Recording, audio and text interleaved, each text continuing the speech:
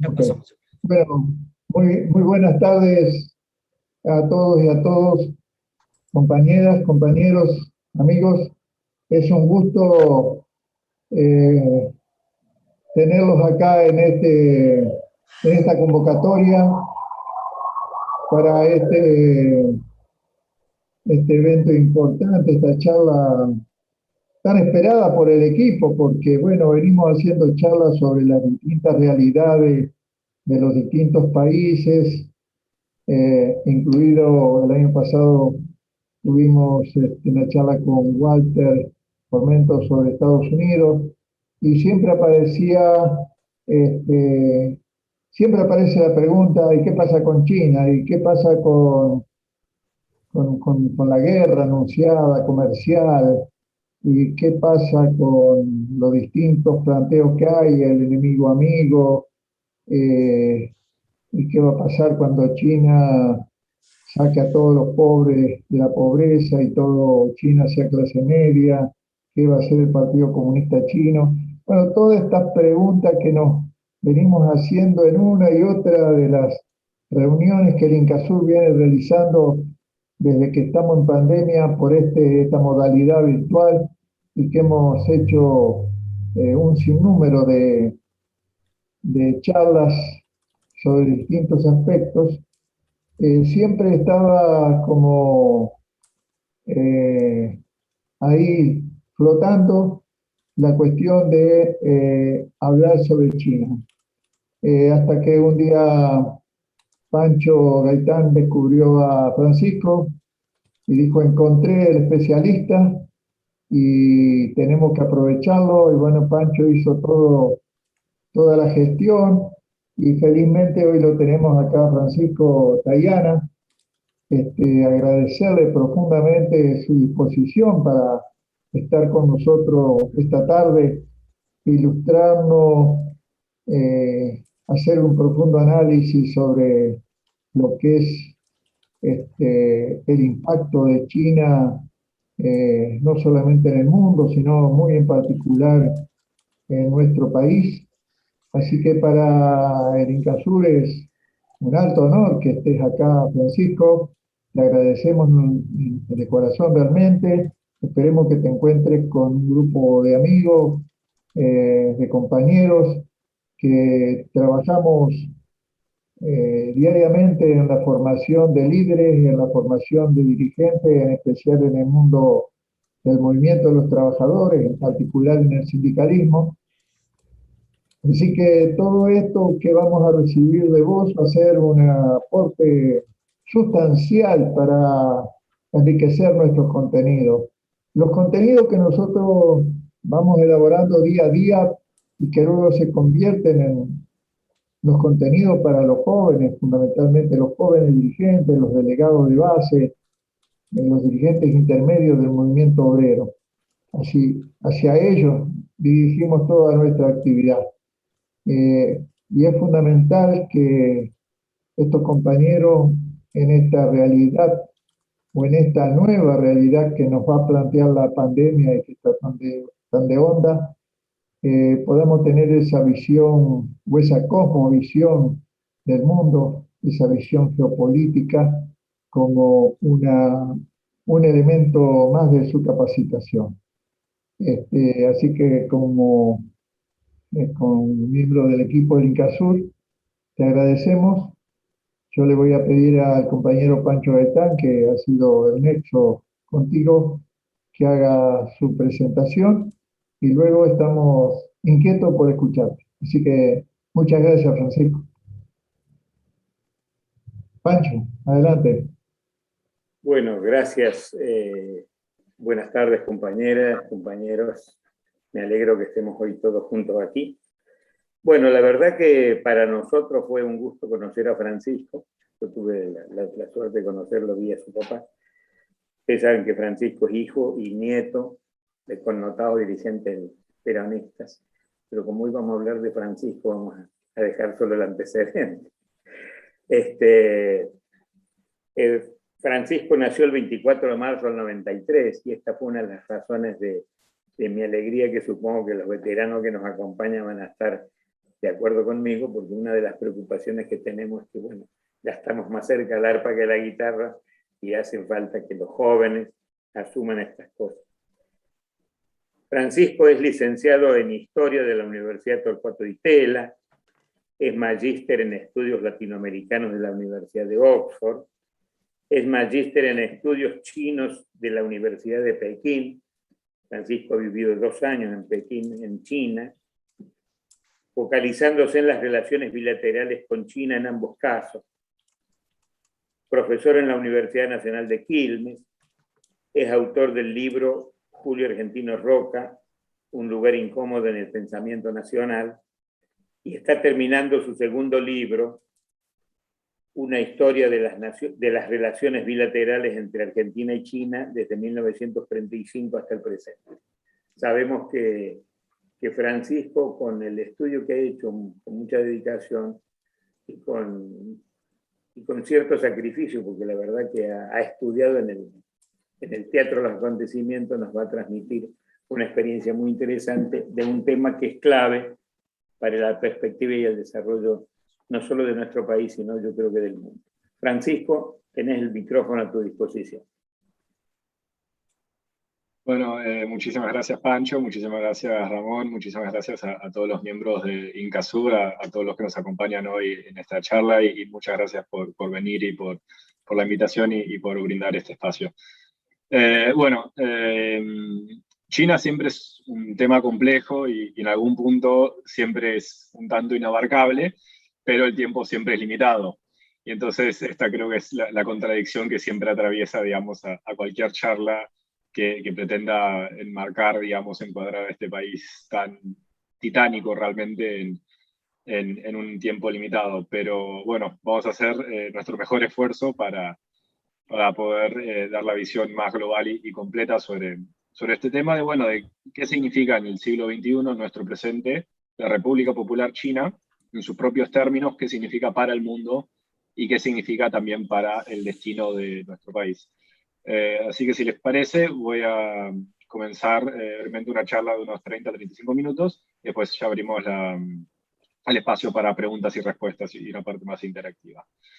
Bueno, brevemente lo que tenemos que comprender de la historia de China es que la historia reciente de China, que en términos chinos son los últimos 200 años aproximadamente, es una historia de caída, casi colapso y resurrección.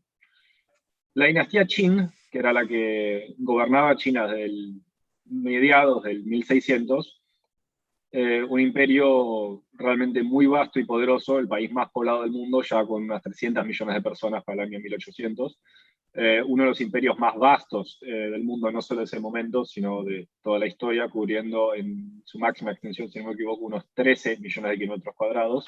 Recordemos que nuestro país, el octavo país más grande del mundo, tiene un poco menos de 3.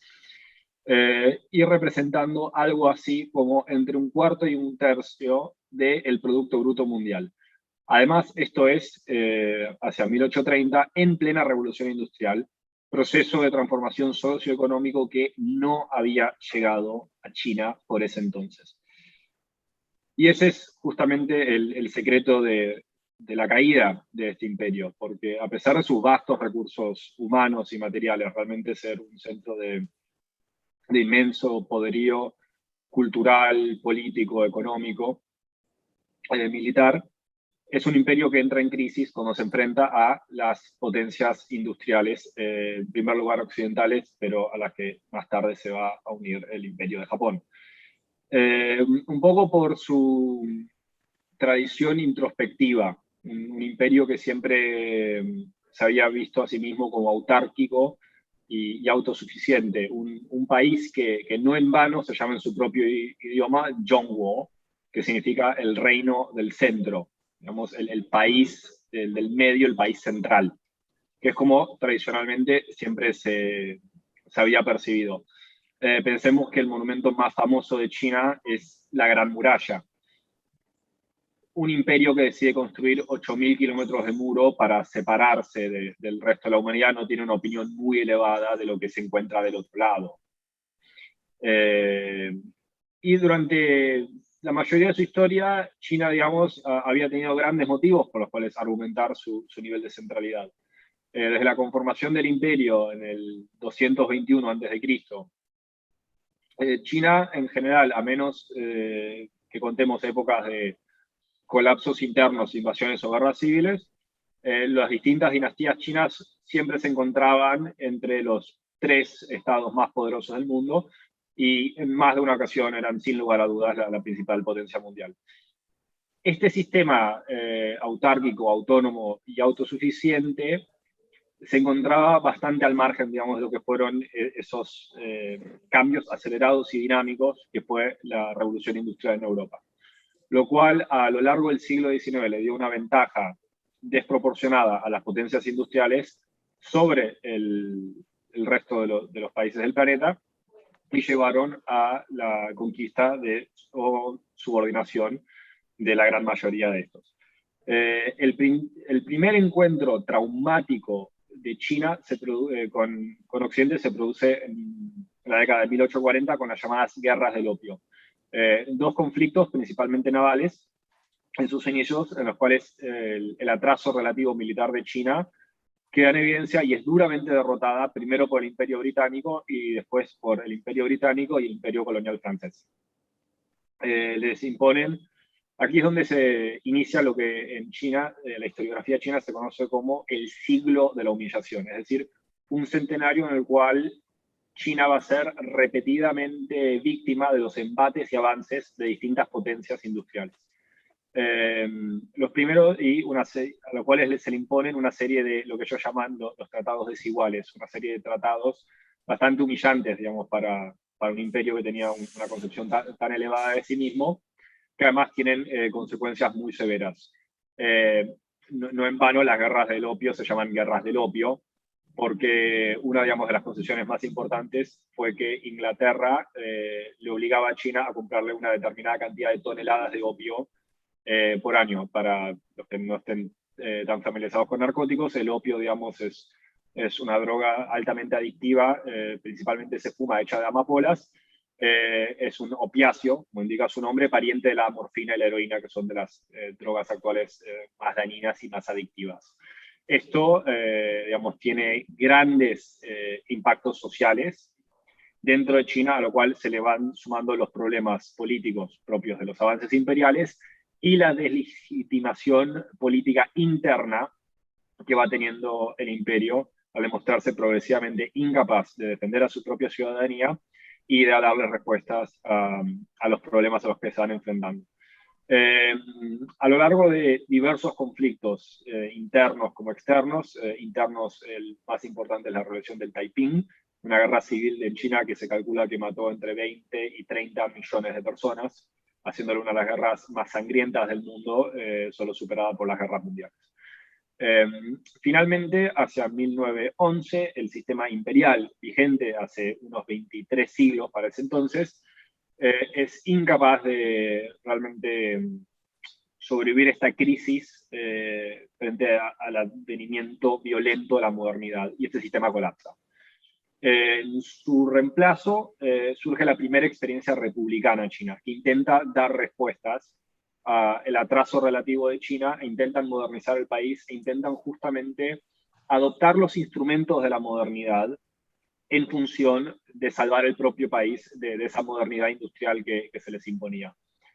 Debido a una serie bastante compleja de razones, en parte políticas, en parte prácticas, y en algún punto ideológico-culturales, estas tempranas experiencias republicanas son incapaces de dar respuesta a estos problemas, y entre 1911 y 1949 China va a seguir sufriendo tanto avances de distintas potencias imperiales, ahora principalmente Japón, un país recientemente industrializado, siendo el modelo occidental, y va a tener que hacerle frente a una serie de conflictos internos que se van propagando, una serie de guerras civiles, la aparición de una serie de señores de la guerra que van controlando distintos lugares del país, el bandidaje también es un problema muy grande en esta época, y un conflicto interno entre las 2 grandes vertientes del pensamiento político chino del siglo XX, que son el nacionalismo, encarnado por el Partido Nacionalista, el Kuomintang, y el Partido Comunista, que acaba de cumplir un centenario, fundado en 1921, que es en sí mismo es la última y más exitosa, es el último más exitoso ensayo chino para darle respuesta a los problemas de la modernidad. Y fundamentalmente el socialismo chino surge de una base profundamente nacionalista en un punto. Es un movimiento adoptado y que va echando raíz, digamos, en distintas colectividades del pueblo chino, debido justamente a que ofrece una respuesta a los problemas de modernidad y una respuesta a los problemas del país. Es visto como un vehículo para salvar a China de las depredaciones de las potencias industriales, pero que inicialmente se ve como libre de los vicios propios de esos imperios coloniales. En esto el marxismo-leninismo ofrecía además una vía para una modernidad acelerada, que recordemos, digamos, en la visión comunista de la historia, como planteada por la teoría de Marx, la historia humana se divide en una serie de etapas determinadas por su modelo de producción. Los pensadores chinos y algunos extranjeros en ese momento veían China principalmente en términos de una sociedad feudal, aunque esto es debatible por una serie de motivos, que estaba en los albores de intentar llegar al capitalismo industrial y cuya etapa subsiguiente sería el socialismo. Una revolución socialista en China permitía saltear una etapa. Digamos, permitía saltear la etapa del capitalismo e introducir a China directamente en la vanguardia del desarrollo humano, junto a la Unión Soviética, liderando lo que sería un esfuerzo redentor universal, encarado en la figura de la revolución proletaria mundial. Este un poco es y que debido a ese mismo proceso lograse proteger y resguardar al pueblo chino y darle los instrumentos para combatir estos avances de las potencias industriales occidentales. Este, digamos, es el motor legitimante del Partido Comunista Chino, que tras tener un rol heroico y bastante protagónico en la guerra contra los japoneses y luego de derrotar al nacionalismo en la subsiguiente guerra civil, logra en 1949 fundar la República Popular. Y es aquí donde, en la cual, en la propia historiografía china, se termina el siglo de la humillación. En el acto fundacional de la República Popular, el 1 de octubre en la Plaza Tiananmen en Beijing, Mao Zedong, que gobernaría el país hasta su muerte en 1976, declaró que el pueblo chino se había puesto de pie. Es decir, esta etapa de subordinación frente a potencias extranjeras se había concluido. Y en buena medida, las 7 décadas que le siguen, digamos, a la fundación de la República Popular, se pueden apreciar como distintos ensayos por hacer realidad esa promesa de modernización acelerada. En los 50 y los 70, en los 50 y los 60, Mao lleva adelante un programa de modernización basado en el antiguo modelo soviético desarrollado por Stalin, de planes quinquenales, de énfasis en la industria pesada, de militarización, de colectivización del campo, con algunas innovaciones particulares, entre los que se destacan sobre todo el gran salto adelante y la revolución cultural. Hacia su muerte en el 76, el maoísmo, que tiene, digamos, un balance complejo que supera, digamos, los márgenes de esta charla, había sí logrado un par de cosas bastante importantes. Había creado una administración nacional eficiente, organizada, había terminado con cualquier núcleo de oposición interna dentro del país, había creado una potencia militar eficiente con una disuasión nuclear propia de desarrollo nacional y un poder militar firmemente bajo el control civil, lo cual también es muy importante, porque en la historia de la República Popular nunca ha habido ni cerca un riesgo real de un golpe de Estado. siempre, digamos, el brazo armado ha estado firmemente bajo el liderazgo militar. Además, el maoísmo dio grandes saltos en lo que es desarrollo de industria pesada, infraestructura, urbanización, alfabetización, simplificaron el sistema de escritura, ampliaron de una forma considerable el acceso a la salud, a la educación, y había creado, y esto también es importante, una clase obrera urbana incorporada, eficiente y disciplinada. Cosa que, partiendo de la base en 1949, un país mayoritariamente campesino y analfabeto, esto había sido un salto muy importante.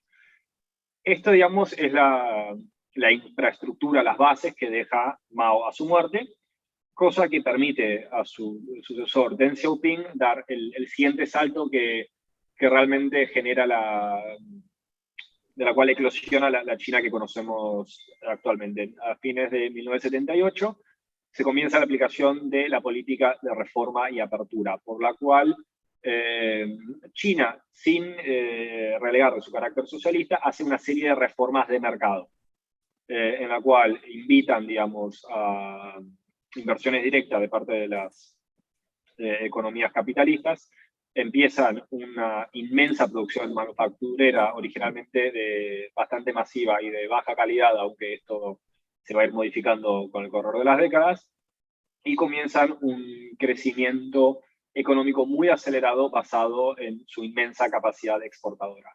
Esta es la China de el hecho en China. Esta es la China que se vuelve la fábrica del mundo. Esta es la China de tasas de crecimiento económico acelerado que pasaron a ser conocidos como tasas chinas. Este modelo se muestra inmensamente exitoso. Logra superar el colapso del bloque socialista y la desintegración de la Unión Soviética entre el 89 y el 91. Enfrenta una cierta crisis en el 89 con el movimiento de protestas estudiantiles centradas alrededor de la plaza Tiananmen, pero estas son reprimidas violentamente por el ejército y ese movimiento de protestas es socavado. No tiene mayores ramificaciones y desde entonces que el gobierno del partido nunca ha sido realmente desafiado de una manera contundente dentro de la República Popular. Uno de los motivos por los cuales sobrevive a la Unión Soviética tiene que ver justamente con el hecho de que el Partido Comunista Chino nunca ha relegado, digamos, su carácter de salvadora de China en sí misma. Es una sociedad en la cual también el concepto, digamos, de Estado, gobierno y civilización son conceptos bastante simbióticos. En ese sentido, el partido es visto no solo como el protector de la República Popular China, sino como el protector, el garante de la existencia de China en sí misma, China como civilización, China como cultura. Con el correr de las décadas, China además fue aumentando su capacidad de desarrollo tecnológico y a partir de los años 2000 vemos una aceleración muy fuerte en esto. Esto ya pasa a ser una China con la cual somos aún más familiares, que es la China de los trenes bala, la China de los rascacielos, la China de los smartphones, la China de un desarrollo tecnológico de punta en cuestiones tales como inteligencia artificial, big data, computadoras, etc. Esta es la China futura potencia. Esta es la China que vimos desplegadas en los Juegos Olímpicos de Beijing del 2008. Esta es la nueva China moderna de cara al futuro. Esta es la China a partir del año 2012, esta es la China de Xi Jinping.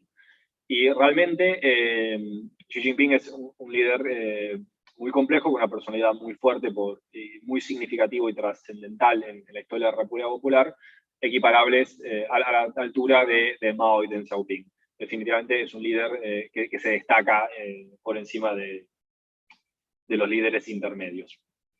Ahora, hay varios análisis en los cuales dicen, bueno, ¿cómo va a ser el futuro con una China potencia?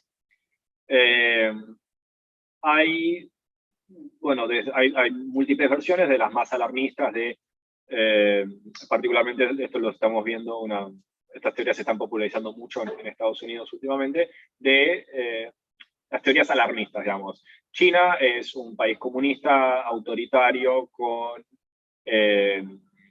con objetivos globales, que está expandiendo su influencia alrededor del mundo, y esto es una amenaza para las democracias occidentales.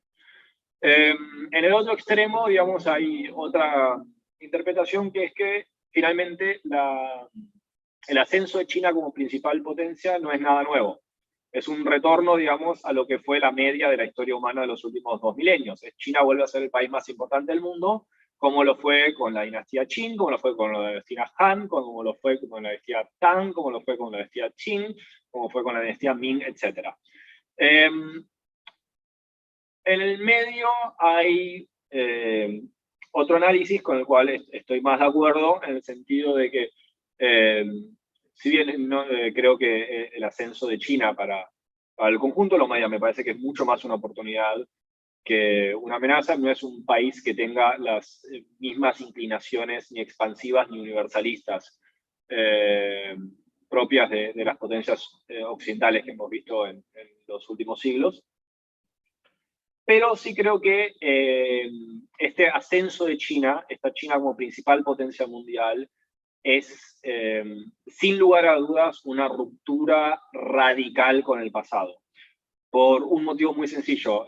Al comienzo de esta charla hablábamos de cómo China, este Yongo, este imperio del medio, este reino central, siempre fue autónomo, autárquico, autosuficiente, independiente, y fundamentalmente introspectivo. Esto no es más el caso. China en este momento, como nunca antes en su historia, se encuentra ligada al resto del mundo. Nunca China fue tan dependiente del resto del mundo y nunca el resto del mundo fue tan dependiente de China. China es la segunda potencia económica del mundo. China es el principal importador de petróleo del mundo. China es el principal exportador del mundo. La economía china está intrínsecamente ligada a las cadenas de valor global, y China, para su crecimiento, necesita continuar exportando y necesita continuar asegurándose acceso a un montón de materias primas alrededor del mundo, sin los cuales, y algunas manufacturas de punta desarrolladas, sin los cuales su crecimiento económico es inviable. China, además, actualmente no tiene garantizada por su producción local la capacidad de alimentar al conjunto de su población. Algo que para un Estado que representa la quinta parte de la población humana y que tiene una memoria viviente colectiva de hambruna, sin duda es una cuestión delicada, y el tema de la seguridad alimenticia es una preocupación estratégica muy importante. Ahora, en función de eso, China lo que está haciendo es tomando pasos para asegurar que esa integración suya con el resto del mundo sea en buena medida irreversible. Actualmente, China tiene una serie de desafíos geoestratégicos importantes, principalmente que China no es una gran potencia naval, tradicionalmente nunca lo ha sido, y los mares del mundo y el comercio mundial están dominados, como lo han sido desde el fin de la Segunda Guerra Mundial, por Estados Unidos, que es la principal potencia marítima. El problema con esto es que la gran mayoría del comercio chino y una buena parte del comercio mundial en el Asia-Pacífico pasa por un par de puntos que son muy fáciles de bloquear, particularmente el Estrecho de Malaca. El Estrecho de Malaca es un estrecho, como su nombre lo indica, ubicado en Malasia y Singapur. De hecho, Singapur, el motivo por el cual esa ciudad-estado es tan importante y reconocida, justamente porque da sobre el Estrecho de Malaca. Este estrecho une 2 océanos, el Índico con el Pacífico. Y además, recordemos que la mayoría de la producción de petróleo del mundo viene del Océano Índico, porque el Golfo Pérsico está justamente en ese océano. Además, el Océano Índico después se conecta con el Mediterráneo y el Atlántico a través del Canal de Suez. El Estrecho de Malaca es el talón de Aquiles de la economía china. Si un bloqueo naval se ubicase en ese estrecho, podría ahogar la economía china muy rápidamente. Y se encuentra fuera del área en la cual China puede proyectar fuerza actualmente. Con lo cual, es un talón de Aquiles muy importante y digamos, no es ningún secreto. O sea, si yo sé esto, calculo que el Pentágono también. Sin embargo, China ha dado una serie de respuestas para garantizar, digamos, la viabilidad de su desarrollo en el mediano plazo, frente a cualquier contingencia y frente a cualquier nivel de amistad u hostilidad de la comunidad internacional. Y ese proyecto, llamado el Proyecto del Siglo, es lo que se conoce como la Iniciativa de la Franja y la Ruta, también conocida como la Nueva Ruta a la Seda, que es una serie de inversiones realmente masivas de infraestructura por tierra y por mar, originalmente pensadas para conectar el continente euroasiático, pero que se ha expandido en épocas recientes para incluir África, Latinoamérica, el Ártico, etc. ¿Cómo soluciona esto, digamos, el problema de China? Bueno, básicamente a través de la estrategia china es el pensar que a través de la construcción de puertos, aeropuertos, túneles, puentes, ferrocarriles, gasoductos, oleoductos, a lo largo de los mares y sobre todo a través de la tierra, China se va a volver insitiable, superando, digamos, este talón de Aquiles del Estrecho de Malaca e integrando la economía de Eurasia, principalmente por tierra, de una manera que la haría inmune a una actitud hostil por parte de cualquier Estado individual. Simultáneamente, China también está buscando reequilibrar la correlación de fuerzas, por lo menos en el oeste del Pacífico, a través de un programa muy ambicioso de expansión naval. Si bien China tradicionalmente no ha sido una potencia marítima, en los últimos años la marina china se ha expandido inmensamente. Con la combinación de estos dos factores, China planea, digamos, asegurarse, digamos, el intercambio necesario para continuar su expansión económica y dar el último salto que necesita en su desarrollo. Se acaba de cumplir el centenario de la fundación del Partido Comunista Chino este 1 de julio. Y esto es lo que inaugura, en los términos de planificación china, es lo que se conoce como el periodo de entre centenarios, entre 2021 y el 1 de octubre de 2049, cuando se cumpla el centenario de la fundación de la República Popular China. Momento para el cual China planea ser un Estado socialista moderno, un Estado socialista plenamente desarrollado. Es decir, China para ese entonces busca completar su proceso de modernización y ser un Estado plenamente desarrollado, un país del primer mundo, diríamos coloquialmente. Teniendo en cuenta las dimensiones de China, la escala de su mercado, el tamaño de su población, si China en su estado actual, que es lo que ellos llaman una sociedad moderadamente próspera, ya es la segunda economía del mundo y tiene un PBI per cápita de una economía mediana, comparable al de la República Argentina, bueno, ustedes entenderán que efectivamente si se diese ese salto, estaríamos hablando de, sin dudas, la principal potencia económica del mundo, con todas las ramificaciones político-estratégicas que eso implica.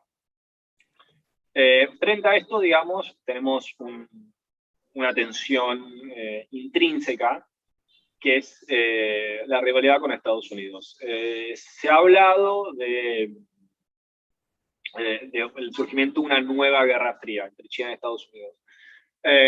Yo creo que esta categoría hay que rechazarla de manera absoluta. No estamos frente a una nueva guerra fría. La Guerra Fría fue un fenómeno político ideológico muy especial, muy particular, muy extraño, en un cierto sentido, que se dio en una combinación de factores muy inusuales en un periodo realmente limitado del siglo XX.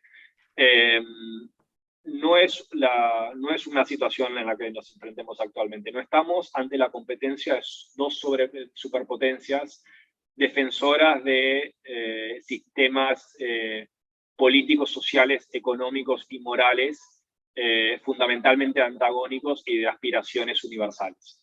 En lo que ellos ven como un juego de suma cero. No estamos frente a esa situación ni vamos a volver a estarlo. Lo que estamos es mucho más frente a una tradicional competencia entre grandes potencias. Si quieren hacer una analogía histórica, me parece que es bastante más útil pensar en la Europa de finales del siglo XIX, principios del siglo XX, la Europa del Titanic. Un mundo en el cual existen distintas grandes potencias, y en esto actualmente no incluyo solo a China y Estados Unidos, sino que hay que destacar a Rusia, la Unión Europea, la India, Japón, algunas potencias regionales en ascenso, tales como Turquía, Irán, potencialmente Indonesia, potencialmente Brasil. Estamos en un mundo en el cual hay una serie de grandes potencias que mantienen relaciones muy complejas entre sí, con alianzas y lealtades muy cruzadas, en una situación en la cual en general hay paz en el mundo, por lo menos entre las potencias, no hay conflictos abiertos, no hay grandes guerras, y una situación de inmenso y acelerado desarrollo tecnológico con sus consecuentes cambios sociales. Esa es la situación en la cual nos encontramos en términos globales. Es un mundo que avanza hacia el multipolarismo, un mundo en el cual el sistema internacional se va complejizando con todos sus peligros y oportunidades, particularmente para países medianos como el nuestro. Es un mundo que en las siguientes décadas va a escapar definiciones binarias y tajantes, y es un mundo que probablemente vaya a demostrar ser bastante dinámico, sobre todo porque va a ser un mundo en el cual factores tales como la transformación tecnológica y un cambio climático acelerado y más severo van a llevar a un dinamismo, digamos, de las relaciones internacionales muy acelerados. Y fundamentalmente, ¿qué va a pasar entre China y Estados Unidos? Bueno, estamos en una situación un tanto ineludible, digamos. Estamos en una situación en la cual tenemos una potencia en ascenso, que al continuar su desarrollo va a pasar a ser la principal potencia mundial. Y una potencia establecida que no tiene ningún motivo por el cual quedarse de brazos cruzados y dejar que eso suceda. Simplemente no está en sus intereses y no tendría por qué estarlo. Esto no necesariamente significa que inexorablemente avanzamos hacia un conflicto abierto, pero existirá siempre una cierta tensión entre Washington y Beijing y competencia, ya puede ser comercial, tecnológica o hasta potencialmente conflictos bélicos. Yo creo que de ocurrir serían más bien limitados en su característica. Pero todo esto, digamos, va a ser parte de la nueva normalidad en las siguientes décadas. ¿Qué significa todo esto para un país como el nuestro? ¿Qué significa esto para Argentina? Bueno, Argentina y las relaciones de China y Argentina son realmente sorprendentes por el siguiente motivo. En febrero se van a cumplir 50 años del establecimiento formal de relaciones diplomáticas entre ambos países. Ahora, donde uno ve la historia argentina, vemos la historia de un país que en varios aspectos, pero particularmente en el diplomático, tuvo una volatilidad notable. Digamos, esto comienza con una dictadura militar, que es la de Lanusse, que da paso al tercer gobierno peronista, a su inclinación por los no alineados, la reincorporación de la tercera posición a la diplomacia argentina, su derrocamiento por una dictadura cívico-militar fervientemente anticomunista, inicialmente bastante pro-estadounidense, que sin embargo le termina declarando la guerra a la OTAN, que luego es reemplazada por el alfonsinismo, que es reemplazado a su vez por el neoliberalismo de Menem y las relaciones carnales, que pasamos después a la integración regional, el no al ALCA, el Mercosur, y nuestra relación especial con Brasil durante el kirchnerismo, que pasamos nuevamente a una política neoliberal y fuertemente pro-washingtoniana, a nuevamente un gobierno peronista del 2019. A lo largo de todo este proceso, a pesar de, digamos, los cambios, no solo en la ideología de los gobiernos, sino además los cambios en los tipos de regímenes, las relaciones entre China y Argentina fueron siempre muy positivas y de hecho perpetuamente en ascenso, profundizando década a década los niveles de cooperación que no se limita simplemente al intercambio comercial, sino que también se da en el plano de lo cultural, en el plano de lo científico, cooperamos en la Antártica, cooperamos en energía nuclear, cooperamos en exploración aeroespacial, la base Neuquén de observación del espacio profundo de China fue la primera que hicieron de su tipo fuera de su territorio nacional en alguna parte del mundo. Y fundamentalmente, bueno, ambos países comparten en su tradición diplomática un par de puntos en común, como el respeto a la soberanía y la no injerencia en asuntos internos de otros países, pero hay un punto central en el cual ambos países siempre van a apoyarse, que es la situación de Taiwán y la cuestión de las Islas Malvinas. Ambos países, por motivos de jurisprudencia en la ley internacional, siempre van a apoyar el reclamo del otro. En este sentido, en esto no debemos confundirnos, la República Popular China es, por lejos, el miembro del Consejo permanente del Consejo de Seguridad más confiable que tenemos en la cuestión de Malvinas. Por lejos. Y esto, digamos, son las bases que han hecho que las relaciones, la relación bilateral con China ha sido realmente uno de los puntos más dinámicos, más positivos y más estables de la diplomacia argentina del último siglo.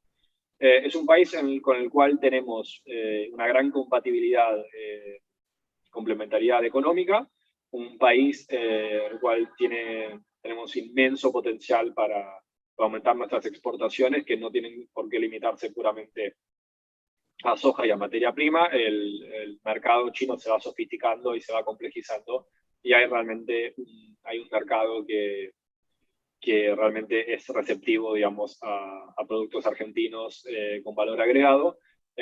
Argentina tiene un inmenso potencial para aumentar el turismo chino, que es el turismo más importante del mundo y el que más gasta en términos nominales. Y además, Argentina tiene gran potencial para recibir inversiones chinas, de las cuales, bueno, muchas de las inversiones chinas más importantes en Latinoamérica se encuentran o en desarrollo o en preparación justamente en la República Argentina, como son las represas del sur y la central nuclear Hualong. Fuera de esto, además hay un punto más central que sí hay que destacar, que es, de los tres países más importantes de América Latina, que son en orden Brasil, México y Argentina, Beijing tiene claro a esta altura que Buenos Aires es por lejos su socio natural y más confiable en la región. Brasil tradicionalmente ha gravitado más hacia Estados Unidos y además tiene relaciones bastante estrechas con Japón, producto en parte de su gran comunidad japonesa.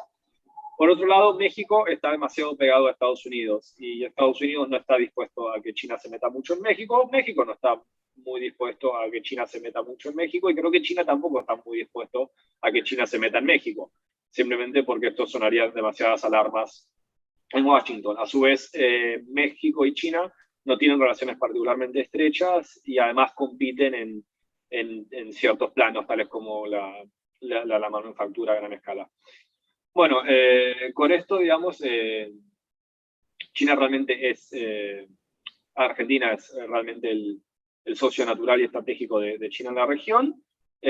China es una de nuestras relaciones bilaterales más importantes y una de las por lejos más estables, en la cual tiene mucho potencial para realmente seguir profundizándose en el futuro. El próximo gran salto que tendría que dar la Argentina es terminar, y esto se rumorea que podría pasar más o menos pronto, es la incorporación formal a el memorándum de entendimiento de la iniciativa de la Franja de la Ruta, que permitiría aumentar significativamente, digamos, las inversiones chinas en Argentina.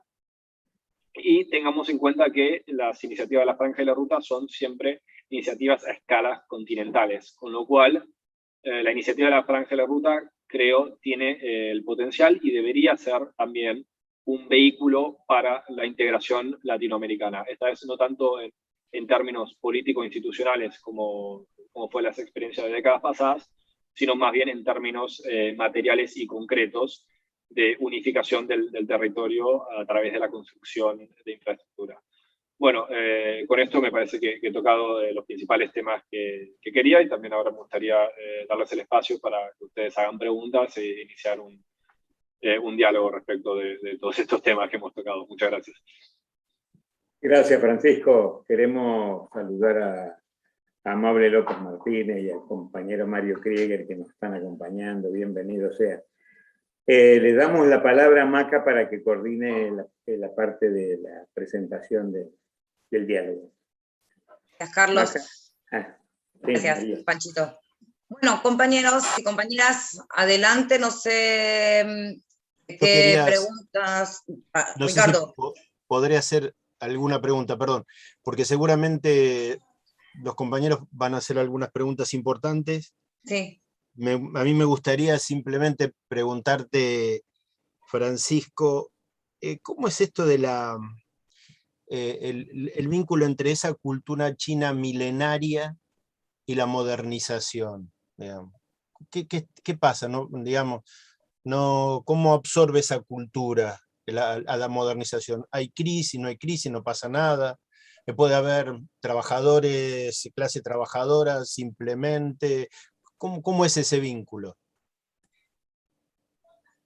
Bueno, digamos, si tomamos que digamos, la primera crisis de China con la modernidad empieza con la crisis imperial alrededor de 1840, diría que en buena medida, por lo menos la primera experiencia fue más bien traumática, teniendo en cuenta que esto desencadenó la muerte de varias decenas de millones de personas. En algún punto, como muy fundamental, China, con el advenimiento de la modernidad y con su revolución socialista, tuvo un corte muy importante con su pasado, en el sentido de, cuando tomamos varios conceptos antiguos de China, sin dudas fueron interrumpidos y te diría que detenidos de una manera muy fundamental en cuestiones tales como jerarquías sociales, digamos. La revolución socialista sí logró una democratización radical de esa sociedad en algunos puntos, y buena parte de algunas tradiciones más ligadas a la cultura imperial, más aristocrática en algún sentido, sin lugar a dudas fue dejada atrás. Sin embargo, hay una postura de parte de los académicos y comentaristas que son más fervientemente anticomunistas, que les gusta repetir que China finalmente es un país que destruyó su cultura con la revolución comunista. En esto habría que preguntar exactamente de qué cultura estamos hablando y especificar sus términos. En cierto sentido, no sé, esto también me parece que se aplica a cualquier parte del mundo que haya atravesado la revolución industrial. Digo, donde uno ve la Europa del siglo XVIII, la Europa de Luis XIV en Francia, la corte de Versalles, y ve lo que es actualmente la Unión Europea, uno podría decir que Europa también destruyó su cultura con la Revolución Francesa y la Revolución Industrial. Ahora, también es cierto que la cultura la cultura de un pueblo y de una civilización siempre, digamos, es un fenómeno que se va transformando y se va adaptando a las condiciones históricas que le tocan. Sin embargo, en otro sentido, diría más estructural, me parece que hay una buena parte, digamos, de la cosmovisión de esa civilización. Ese marco cultural, sobre todo confuciano, si Occidente puede ser definido, digamos, como romano y cristiano, el equivalente en China y en varios lugares de Asia sería la herencia confuciana. Esa cosmovisión, yo creo que en muy buena medida sigue viva en el entendimiento de la gente de cuestiones tales como la legitimidad política, el peso de la familia, el énfasis en la educación, cierta reverencia por la palabra escrita y el capital cultural, ciertas tendencias, cierto respeto por las jerarquías, el protocolo y la burocracia, ciertas prácticas sociales, cierta identidad colectivista, son muchos de los factores confucianos que están muy vivos en China y son partes íntimas, digamos, de la cotidianidad de la gente. Con esto lo que quiero decir es que, a diferencia de lo que algunos piensan, no es que si cambiamos el régimen en China y tienen elecciones, van a pasar a ser una democracia liberal occidental burguesa como podría ser Canadá. No, realmente China es una civilización aparte. Es una experiencia histórica y cultural realmente distinta de Occidente en niveles muy fundamentales. Y eso se puede apreciar en cosas tan cotidianas como el sentido común. Y en ese sentido, realmente, a pesar, digamos, de los cambios y las modernidades, hay una cultura china antes de la modernidad y después, pero la modernidad china también es, en su esencia, fundamentalmente muy china. Dale, gracias. Te podría repreguntar, pero me pareció interesante la explicación, pero dejo a otros compañeros. Compañeros y compañeras, adelante. ¿Alguno tiene alguna pregunta más para Francisco? ¿Alguna pregunta para Francisco, ya que hasta ahora tuvimos la de Ricardo? Bueno, Ricardo, tenés la posibilidad de repreguntar. No era para repreguntar en el sentido porque mencionó Francisco, al final de cuentas, entiendo que es muy fuerte la mirada, digamos, la presencia de esa cultura. Al final tiene muy arraigo, ¿no? Estaba pensando en los países árabes, digamos, todo ese fenómeno, ¿no? Digamos, cómo quiso procesar toda la modernización de los años 70, ¿no? Las dificultades y que implicó para los países árabes también. De alguna manera. Tenemos una pregunta de Roberto. ¿Es adecuado? Perdón, ya te digo. Si quería decir algo, Francisco, sobre eso, ¿no? No, en eso, muy brevemente, solo te quería comentar, yo creo que fundamentalmente la experiencia china es incomparable con la de los países árabes, porque los países árabes tuvieron básicamente identidades étnico-religiosas y tribales, sobre las cuales se impusieron una serie de fronteras postcoloniales bastante arbitrarias. No hay antecedentes de países tales como Irak o Jordania hace 200 o 300 años. En cambio, en el caso chino sí hay una sucesión ininterrumpida de distintas organizaciones estatales.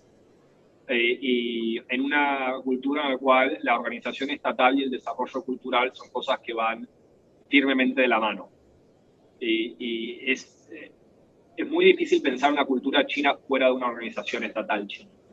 Y en ese sentido creo que pudieron transitar ese salto a la modernidad con mayor facilidad en algún punto, porque tenían experiencias previas a las cuales se podían aferrar. Dale, gracias. Ramón, ¿es consultar vos? Tengo dos preguntas para hacerte, Francisco, en el chat. Ramón, si querés una pregunta vos, adelante. En la misma línea de lo que planteaba recién con respecto a la cultura de la civilización china ligada a digamos, al Estado o a lo institucional, hacia adelante, frente a lo que hoy es el desarrollo capitalista de la economía china. El partido como tal, el Partido Comunista hacia futuro, asegura el tema de la construcción de una sociedad socialista por esta cuestión de esta institucionalidad, o corre peligro de que el socialismo o el capitalismo pueda mellar ese socialismo chino? Es una gran pregunta. Lo primero que igual tendría que aclarar es que en China no hay capitalismo. En China hay sociedad de consumo, hay propiedad privada y hay comercio, pero todo esto se da dentro de un sistema que ellos llaman, no en vano, socialismo con características chinas. Y digo no en vano porque es un sistema económico en el cual el Estado tiene un nivel de supervisión y planificación sobre el conjunto de la economía y sobre el sector privado que es significativamente más abarcativo que en un modelo capitalista tradicional. No es por nada que continúan haciendo planes quinquenales como los que hacía Stalin. Distintos en su naturaleza, son más objetivos que obligaciones, pero la planificación económica y la capacidad del gobierno central de dirigir el conjunto de la economía es sustancial. De hecho, justo a principios de este año terminaron de aprobar su 14º plan quinquenal, en el cual han establecido, digamos, los objetivos para los siguientes 5 años.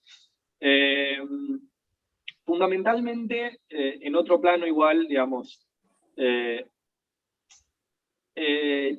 China, su entendimiento del socialismo con características chinas en cierta medida, fuera de cosas que para ellos serían más detalles de la organización económica, lo ven como un modelo político para el mejoramiento de las condiciones de vida del conjunto de su pueblo. Y en ese sentido, digamos, las reformas de mercado de Deng Xiaoping han cumplido inmensamente con ese objetivo, digamos. No hay hoy por hoy ningún ciudadano en la República Popular China que pueda apuntar a algún momento de su propia vida en el cual las cosas hayan estado mejor. No importa si tenés 10 o 90 años. O sea, no hay persona viva que pueda recordar una mejor época, por lo menos en términos de calidad de vida y material de la República Popular China. Es una sociedad que hace décadas que vive un proceso ininterrumpido en el crecimiento de su prosperidad a todo nivel. Es cierto que es una sociedad en la cual los niveles de desigualdad, si bien la pobreza ha ido disminuyendo, la desigualdad también ha ido aumentando. Y eso implica en cierta medida un desafío para el pueblo y para el partido. Hasta ahora, en la medida en la cual el partido ha asegurado esa creciente bienestar al conjunto de su sociedad y ese avance, esto no se ha convertido en un problema de legitimidad ni pareciera estar en el horizonte. Habría que ver qué es lo que sucede el día que China entre en alguna clase de crisis económica. Ahí sí podrían verse en mayores aprietos, aunque por otro lado, nuevamente, la legitimidad final del partido yace sobre todo en su capacidad de defender a China y su interés nacional. Y siendo un pueblo profundamente patriótico o nacionalista, como prefieran llamarlo, sí esos son puntos que tocan una fibra en el conjunto de la sociedad. Bueno, tenemos unas cuantas en el chat, Francisco. La primera dice, ¿es adecuado tener un embajador argentino en China como es Sabino Vaca Narvaja? Y leo la segunda, a ver si podés hacer con esas, para así después seguimos con las otras. Voy a hacer un resumen con esas dos. Primero, dice, ¿desactivó China el BRICS o lo continuó sin el Brasil de Bolsonaro? ¿Cómo son las relaciones con la otra potencia asiática India? Después seguimos con en primer lugar, yo creo que Sabino es un hombre inmensamente capaz y sobre todo muy preparado en este tema específico. Es un hombre que ha escrito y ha enseñado, se ha informado, ha leído acerca de China hace años. O sea, realmente creo que nunca antes tuvimos a priori un embajador que estuviese tan preparado de antemano para ir a China. También me parece que es un paso realmente en la dirección correcta, digamos, de la creciente importancia que le asigna Argentina a su embajada en Beijing. Una embajada que tradicionalmente estuvo generalmente liderada por embajadores de carrera, vista como destino de segunda o tercera categoría.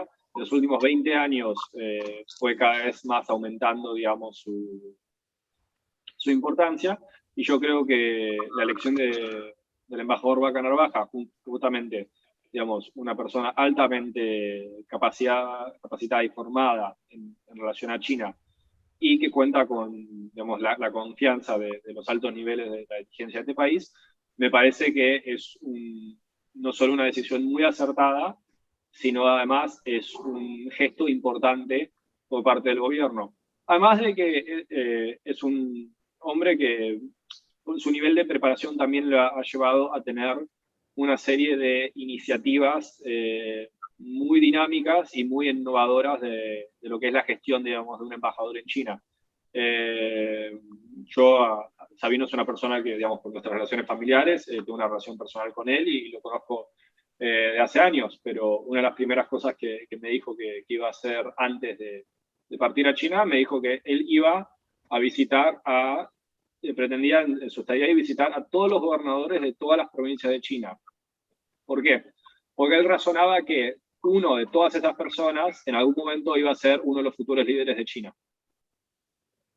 Que cuando uno ve, digamos, la carrera del ascenso burocrático dentro del partido y qué han sido los líderes de China antes, bueno, Xi Jinping era alcalde de Xiamen, Hu Jintao, su predecesor, fue gobernador del Tíbet, Jiang Zemin antes de él fue alcalde de Shanghái, que funciona como una provincia, con lo cual ahí realmente creo que tiene una estrategia a nivel político-diplomática con visión de largo plazo muy innovadora y también muy interesante. Además de que, bueno, en estos últimos, digamos, el periodo que le ha tocado es realmente complejo por distintos motivos, entre la pandemia, las vacunaciones, la crisis, el coronavirus. Yo creo que se ha desempeñado con gran diligencia en una serie de factores muy claves, desde las renegociaciones del swap hasta la adquisición de insumos médicos y ahora la adquisición de vacunas que a escalas progresivamente crecientes. En ese sentido, creo que a pesar, digamos, digamos, los desafíos propios del caso, creo que la gestión de Sabino hasta el día de hoy ha sido realmente excepcional. En cuanto a los BRICS, BRICS fue un grupo que, digamos, a mi entender, se gestó en lo que fue un exceso de entusiasmo con el declive relativo de Occidente y los países desarrollados en la crisis de 2008. Digamos, vino la crisis de 2008 y mientras China hacía los Juegos Olímpicos de Beijing, parecía que el sistema financiero internacional colapsaba por sus propios errores, por sus fallas sistémicas. Y teníamos crisis en Estados Unidos y los desempleados y los indignados en España, y la crisis que nunca terminó en Europa, mientras que los países en vías de desarrollo parecían que avanzaban de una manera imparable. Crecía Rusia, crecía China, crecía Brasil. No sé si ustedes alguna vez vieron una etapa de The Economist, en la cual estaba el Cristo Redentor de Río de Janeiro, hecho una especie de cohete que despegaba sobre Río. Lastimosamente, todo eso en muchos casos se vio como un exceso de optimismo. Sudáfrica, que era el único país africano del conjunto, pasó a tener cada vez mayores problemas económicos. Brasil se enfrentó a cada vez mayores problemas económicos y después una gran inestabilidad interna que culminó con la elección de Bolsonaro. Rusia ha tenido un desempeño en el escenario internacional, llamémoslo audaz, con ascensos, con aciertos y errores, con algunas ganancias importantes y con algunos costos significativos. Pero bueno, Rusia da para otra charla, y si quieren, con mucho gusto hablaré de Rusia, que siempre ha tenido un lugar muy especial en mi corazón. Pero fundamentalmente yo creo que el problema a largo plazo en los BRICS, para cualquier cohesión dentro de ese grupo, es la rivalidad entre China y la India, que es una relación bilateral que nunca ha sido tradicionalmente buena. Pelearon una guerra en 1962 por disputas fronterizas, y eso ha tenido rebrotes a lo largo de las décadas. Los últimos se dieron en este último año, con algunos conflictos fronterizos y unas escaramuzas un tanto confusas que dejaron un número algo indeterminado de muertos. China es aliada del gran rival de la India, que es Pakistán. La India se está acercando, bueno, antes la India era muy cercana a la Unión Soviética, sobre todo en la época que la Unión Soviética y China habían desarrollado una gran rivalidad. En los últimos años la India se ha estado acercando cada vez más a Estados Unidos, a Japón. Esa es una relación compleja que difícilmente vaya a mejorar en las siguientes décadas. También ahí tenemos un conflicto de intereses significativo, y no me parece casualidad que el gran proyecto de la Franja y la Ruta evite pasar por la India. Me parece que ese es un poco, digamos, el asunto con BRICS. Buenísimo. Bueno, acá tenemos, después sí, la persona que había dejado, el compañero que había dejado la pregunta en el chat, era Roberto, si no me equivoco, le quiere hacer alguna repregunta o algo acerca de lo que recién explicó Francisco. Bueno, después continuamos. Tengo otra consulta más que dice, si hay una estrategia de la ruta de la seda para América Latina, y si la hay, si es solo comercial o geopolítica también. Bueno, geopolítica lo es en un cierto sentido, digamos, en este esquema más macro que estuvimos hablando de cómo China realmente está llevando adelante un proyecto que tiene la potencialidad de reconfigurar el comercio mundial.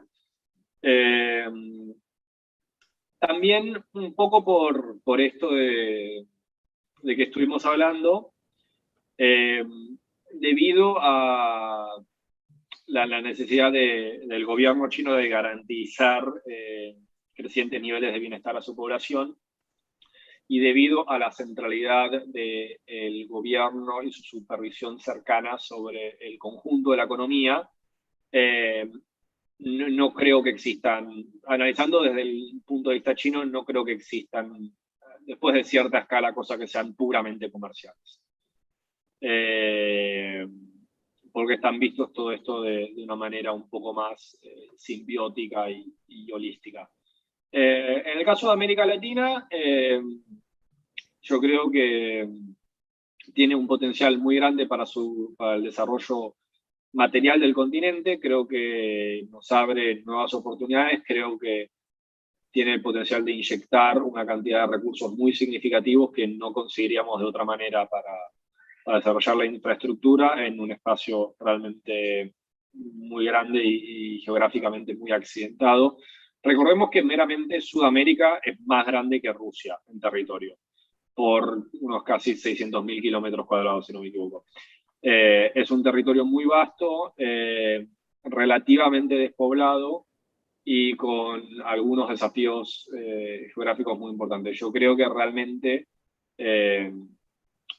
un desarrollo de infraestructura en Latinoamérica no solo daría grandes oportunidades económicas a estos países, sino que además esto en sí mismo también le permitiría a la larga plantearse de otra manera políticamente, internamente en la región y de cara al mundo. Yo creo que con esto, digamos, le daría un juego y un margen de maniobra a la región bastante mayor, y con esto creo que también disminuiría la subordinación tradicional que ha tenido la región, primero Europa y luego Estados Unidos en estos últimos 2 siglos.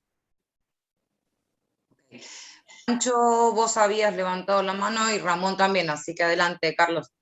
En primer término, saludar a Pedro Parra del Paraguay, que nos está acompañando. Bienvenido, Pedro. Una pregunta, Francisco. a nosotros nos consta que China viene estudiando a Argentina por lo menos desde el año 80, no sé si desde antes. Desde el año 80 nosotros tomamos contacto y relación con varias misiones que han venido. También sabemos que ha enviado a estudiar el peronismo y ha habido gente que ha estado becada para estudiar. ¿Vos creés, Francisco, de que supongo que este tipo de cosas la harán en todos los países para estudiar? O sea, no improvisan nada, me da la impresión, sino que estudia bien de qué se trata cada lugar, pero por lo menos lo que a nosotros nos consta o nos compete, ¿crees que sobre Argentina tienen alguna mirada en particular y sobre el peronismo algún tipo de opinión, de relación, de etcétera? Gracias. A ver, un par de cosas. La primera, una cosa que hay que aclarar respecto de China, me parece que China tiene un desafío grande, que es que se desarrolló muy rápido y pasó a tener una importancia en el escenario mundial muy acelerado y una influencia en lo que fueron un par de generaciones en muchos rincones muy dispares del planeta. Esto es un desafío diplomático sustancial. Digamos, desarrollar una política exterior particular para cada uno de estos países y que esto tenga una cierta cohesión en su conjunto, partiendo de una base en la cual fue un país, como he repetido varias veces a lo largo de esta charla, fundamentalmente muy introspectivo, tanto en su fase inicial, tanto en su fase imperial, como en la época del maoísmo, digamos. No era un país particularmente abierto en muchos sentidos, a pesar de que, digamos, los asuntos globales sí le era una preocupación importante. Esto para explicar un poco la situación de la cual también parte China. Y en eso China todavía en algunos aspectos tiene un camino para recorrer. En el caso de Argentina, ellos el peronismo lo tienen muy identificado, lo tienen estudiado y sobre todo es un país que le da mucha importancia a los diálogos interpartidarios. Con lo cual, en los peronistas ven un aliado natural, tienen una buena tradición y un buen récord con los gobiernos peronistas y en general nunca han tenido problemas significativos y al contrario la relación siempre ha prosperado. Ahora, hay una cosa muy importante a tener en cuenta acerca del pensamiento político chino y acerca de la legitimidad política en el pensamiento político chino, que es el siguiente. En el imperio tenían un concepto llamado el mandato del cielo. El cielo era la divinidad suprema que le daba al emperador de China un mandato para gobernar el mundo, es decir, China. Si el emperador era un mal emperador, el cielo podía retirar este mandato.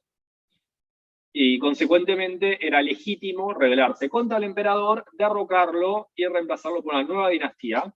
Y el hecho de que una nueva dinastía lo reemplace, esto automáticamente mostraba que el mandato del cielo era depositado en el reemplazante.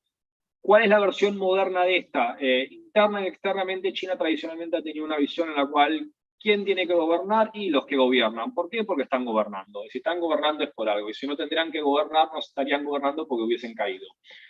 Esta sobresimplificación, digamos, que a primera instancia pudiese parecer un tanto cíclica en su pensamiento, en el caso de otros países tiene la siguiente implicancia. China va a tener relaciones con cualquier partido, facción que gobierne. Y lo va a reconocer casi instantáneamente. China tiene muy buenas relaciones con el peronismo, pero esas relaciones son mejores cuando el peronismo gobierna. Cuando el peronismo no gobierna, sobre todo se va a entender con el partido que gobierna. O sea, no esperemos nunca que China nos apoye a nosotros en la derrota, porque si perdimos es por algo.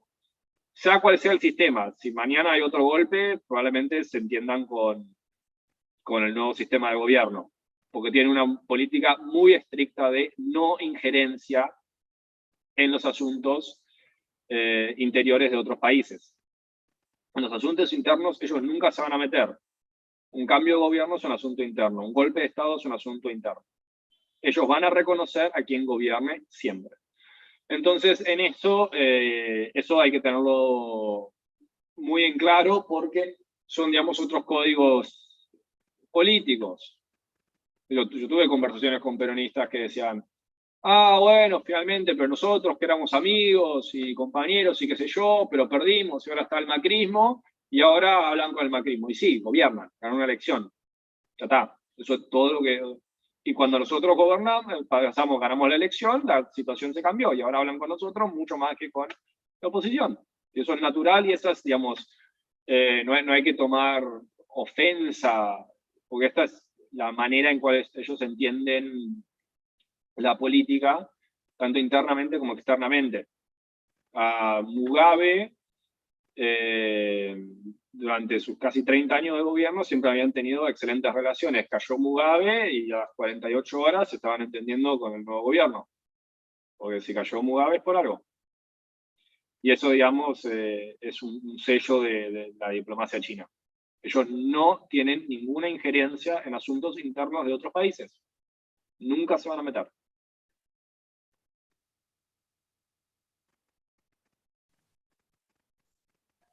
Nacho, estás muteado.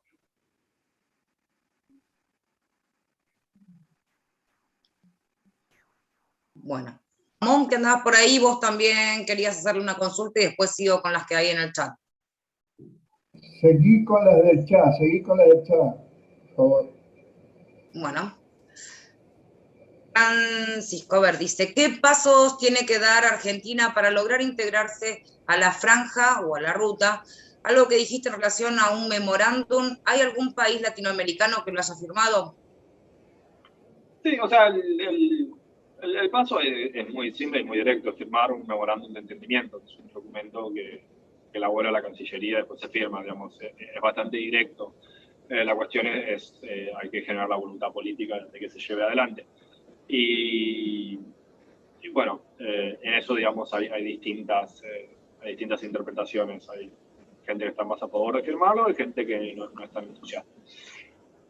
Hay países efectivamente que lo han firmado, Bolivia lo firmó, Chile lo firmó, Uruguay lo firmó, si no me equivoco, pero razonablemente Argentina es el país más importante de América Latina que podría llegar a firmarlo, porque me parece altamente improbable que Brasil o México vayan a firmarlo, por lo menos en las condiciones actuales. O sea, Brasil, mientras gobierne Bolsonaro, es impensable, México me parece que probablemente nunca vaya a suceder. Con lo cual, sí, realmente la incorporación de Argentina sería, me parece que realmente un pináculo en, digamos, los sucesos de integración de este proyecto en América Latina. Genial. Bueno, seguimos con otra. ¿China ha buscado estratégicamente los mercados, en este caso con Argentina? No sé si entiendo a qué se refiere la pregunta con si ha buscado estratégicamente los mercados. Me parece que más bien su estrategia ha sido buscar mercados. Digamos, China ha hecho un inmenso crecimiento económico a través de, sobre todo, el crecimiento de sus exportaciones. Y en ese sentido ha buscado exportarle a todos los países que ha podido. En la parte en cual me parece más estratégica es en el tema de sus importaciones.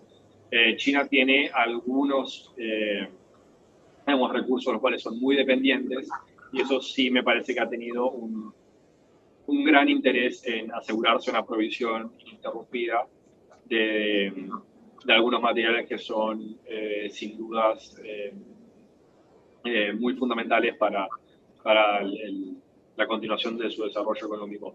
Particularmente en Argentina tenemos un par de cosas que sí son estratégicamente importantes. Nosotros le vendemos granos de soja que ellos utilizan para alimentar a sus cerdos, que es la principal carne que consumen.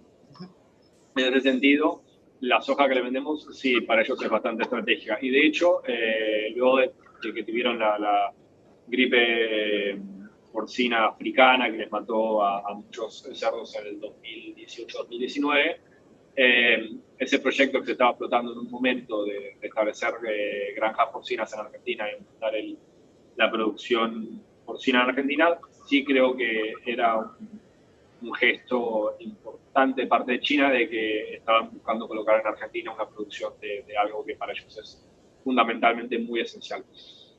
De hecho, hasta el carácter de familia o casa en China, cuando uno lo descompone, en realidad es un carácter de cerdo abajo del carácter de techo. Entonces, realmente el cerdo y la carne porcina tienen una centralidad en la cultura y en el consumo chino muy importante. Después hay varias otras cosas en Argentina que son bastante importantes, entre ellas el litio. Y eso también tiene, sobre todo China, que es el principal productor de autos eléctricos del mundo, y con toda la innovación en ese ámbito, las reservas de litio de Argentina van también a adquirir una importancia estratégica, yo creo que destacada en los siguientes años. Bueno, si no es que ya la tiene. Buenísimo, gracias Francisco. Bueno, tenemos la última acá y después te paso, Ramón, a vos a ver si tenías pendiente alguna pregunta. ¿Cuál es la relación de China con los principales países europeos en lo comercial y en lo político? En una palabra te diría que compleja. En lo comercial bastante, la Unión Europea y China comercian mucho, sin dudas. En la iniciativa de la Franja de la Ruta, a través de la construcción, particularmente en infraestructura por tierra, gasoductos, oleoductos y sobre todo ferrocarriles, nuevos ferrocarriles de alta velocidad, tienen la potencialidad de unificar a la economía china con la economía europea de una manera bastante notable, reduciendo muy significativamente los tiempos de transporte. Políticamente es un tanto más complejo. Recordemos que desde 1945 Europa para su defensa depende notablemente de Estados Unidos. Si bien podríamos argumentar que esto no es tan así en lo práctico, por lo menos es así en lo psicológico y la protección de Estados Unidos sobre Europa, y el nivel de penetración de la influencia estadounidense sobre la política europea es notable.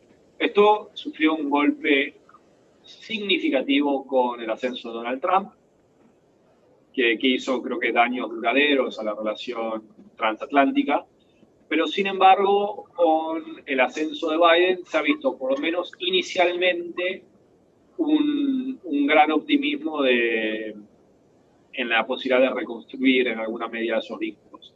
De todas maneras, la preocupación de Europa es más Rusia que China, y si bien algunos países europeos han criticado a China en algunos asuntos, como algunos asuntos relacionados con derechos humanos, particularmente con el caso de los pueblos túrquicos uigures en las provincias occidentales de China, en el Xinjiang, ni Francia ni Alemania parecen muy listas para pelearse con China respecto de estos asuntos, y mantiene una actitud ambivalente. Me parece que están buscando lograr un cierto punto medio entre China y Estados Unidos, no queriendo alienar a ninguno de ellos dos, aunque propiamente creo que el futuro de la relación entre Europa y China en el largo plazo va a estar determinado más por algunos factores exógenos a China. Por eso quiero decir,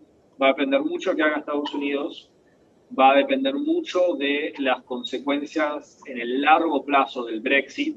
En este momento las relaciones entre la Unión Europea y el Reino Unido están francamente por el piso, y las consecuencias a largo plazo de eso hay que ver. De reconstruirse un cierto entendimiento entre Bruselas y Moscú, eso también introduciría una nueva dinámica. Y el último factor en todo esto me parece que va a ser el futuro de Turquía. Turquía, recordemos, es un miembro de la NATO, es de hecho el segundo ejército más numeroso de la NATO, y en la medida que las guerras civiles, la primavera árabe, Estado Islámico y otros factores han realmente hecho un impacto muy severo sobre la gran mayoría de los estados árabes del este del Mediterráneo y el norte de África. En los últimos años, Turquía ha aumentado, digamos, su influencia en la región de una manera muy significativa. Turquía es una de las 20 economías más grandes del mundo. Turquía tiene 80, casi 90 millones de personas, tiene un ejército formidable y actualmente tiene presencia militar en Irak, Siria, Libia, y acaba de consolidar una guerra muy exitosamente de sus aliados azeríes contra sus tradicionales enemigos, los armenios. Además de mantener una disputa diplomática contra Grecia, en el este del Mediterráneo, y por Chipre, que tiene el potencial de alienar al resto de Europa, además de que tienen la perpetua llaga, el punto de conflicto entre Europa y Turquía, que es la situación de los refugiados en Medio Oriente, a los cuales se les van a sumar probablemente un par de decenas de miles ahora con la reconquista talibán de Afganistán. Todo esto es para decir que veo en el este del Mediterráneo una Turquía en ascenso, una Turquía que tiene posibilidades de reconstruir, sino de iure, sí, de facto, en mucha de su influencia de su pasado imperial otomano, y volverse el líder natural del mundo suní, particularmente si un par más de países árabes tienden al caos y al colapso interno. Por esto particularmente me refiero a Egipto, que es un país que tiene en los siguientes 10 o 15 años, creo que algunos problemas estructurales muy formidables que probablemente pudiesen llevar a un nivel de conflictividad interna muy severa en un país de casi 100 millones de personas, con problemas tan básicos como acceso al agua. Entonces, el ascenso de Turquía y una actitud más osada, creo que tiene el potencial de alienar a Europa, potencialmente llevar a una cierta ruptura de la OTAN, y creo que en los siguientes 20, 30 años no sería una locura pensar en el surgimiento de un ejército europeo. El surgimiento de un ejército europeo y su independencia en materia de seguridad de Estados Unidos significaría un quiebre en las dinámicas de las relaciones transatlánticas que hemos visto desde 1945 hasta ahora, y creo que darían nacimiento a una Europa mucho más independiente y creo que una dinámica en el escenario internacional. Una última pregunta que tengo acá, cortita, y si me puedes hacer una breve respuesta dentro de lo que se pueda. ¿Hay conflicto en la frontera ruso-china? Y Ramón, después de que termine Francisco, te paso la palabra a vos. No desde los años 90, aunque en 1969 hubieron un par de escaramuzas fronterizas que casi escalan a una guerra total entre ambos países. Rusia y China en este momento tienen, digamos, una alianza bastante firme, pero que en algún punto es un matrimonio de convivencia, digamos. Ambos países que comparten sus fronteras, lo que los empuja a unirse es bastante literalmente Estados Unidos, que empuja a Rusia en el este de Europa y empuja a China en el Pacífico, y estos dos países han visto realmente hay un punto de convergencia de sus intereses que probablemente mantengan en el largo plazo. Sin embargo, hay un punto de conflicto no tanto en sus fronteras, sino en la antigua esfera de influencia rusa, que es el Asia Central. Kazajstán, Turkmenistán, Kirguistán, Tayikistán, Uzbekistán, en donde China se está metiendo cada vez más con sus inversiones de la iniciativa de la Franja de la Ruta, que es tradicionalmente el patio trasero de Rusia y es un flanco débil que tiene Rusia. Rusia va a quedarse de brazos cruzados en este proceso, hay que ver.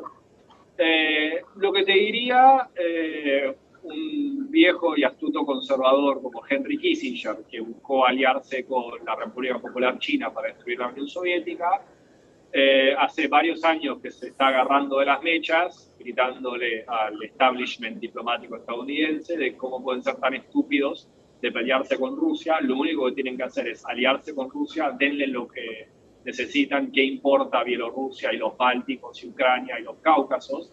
Necesitamos a Rusia para contrabalancear a China y utilizar a Rusia para evitar el ascenso de China que podía desplazarlos. Fuera, digamos, del sentido de oportunismo o la moralidad de Henry Kissinger, sí tiene un punto. Rusia y una Rusia antagónica contra China sería sin lugar a dudas la mejor carta que podría utilizar Occidente para frenar el ascenso de China. El problema es que Rusia tiene su propia agenda y sus propios puntos de conflicto contra Occidente y en nuestro horizonte de expectativa no es probable que eso cambie en ningún momento pronto. Entonces, a la medida que Estados Unidos y Europa mantengan sus conflictos con Rusia,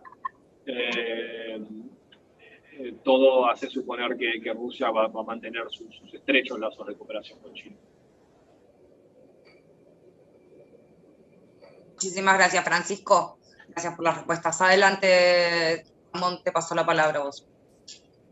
Sí, una pregunta, Francisco, en cuanto a lo que refería a las relaciones de la Unión Europea con China, algo que tal vez sea al margen de esto, pero ¿en qué medida juega la relación, digamos, de la Iglesia Católica hoy desde el Vaticano y en especial desde que está Francisco en la relación con China? ¿Qué nivel de influencia o qué importancia tiene eso? Eso es una cuestión bastante interesante, muy poca, tradicionalmente, por el hecho de que hay una iglesia católica en China, simplemente no es la iglesia católica que reconoce la iglesia católica. ¿A qué voy con esto? Hay todo un problema irresuelto que hace décadas, que han arrastrado todos los distintos papados, que es ciertas disputas y querellas con el partido respecto del nombramiento de los obispos. Y China ve eso como una interferencia en sus propios asuntos internos, y el partido, que tiene, como hemos dicho, una potestad y una supervisión sobre distintos aspectos de la sociedad, también los tiene sobre los cultos organizados y las religiones. Sin embargo, desde la llegada del Papa Francisco han habido varios esfuerzos y charlas tentativas para poder ver si se resuelve este punto. Lo cual, de resolverse esta controversia, ahí China podría profundizar mucho sus relaciones con el Vaticano. De todas maneras, los católicos en China son una minoría, y cuando uno le pregunta a un chino, no digo un campesino de las montañas, digo un estudiante de una de las mejores universidades del país, quién es el Papa, ellos realmente no saben qué es el papado, porque no tienen claro cuál es la diferencia entre el cristianismo y la Iglesia Católica, de la misma manera que un profesor de Derecho de la UBA probablemente no sepa la diferencia entre el budismo Theravada y Hinayana. A esto voy con que China realmente es otro mundo. Uno piensa que, uno en general cuando habla del mundo, en realidad está hablando de Occidente. Y esta diferencia uno la nota en China. Uno piensa que el Papa, el Padrino y los Beatles son cosas universales. Uno está profundamente equivocado, porque ningún chino de 25 años sabe quiénes son los Beatles. Ninguno no, o sea, deben haber varios millones, pero son un nicho. Entonces, en ese sentido, además, digo,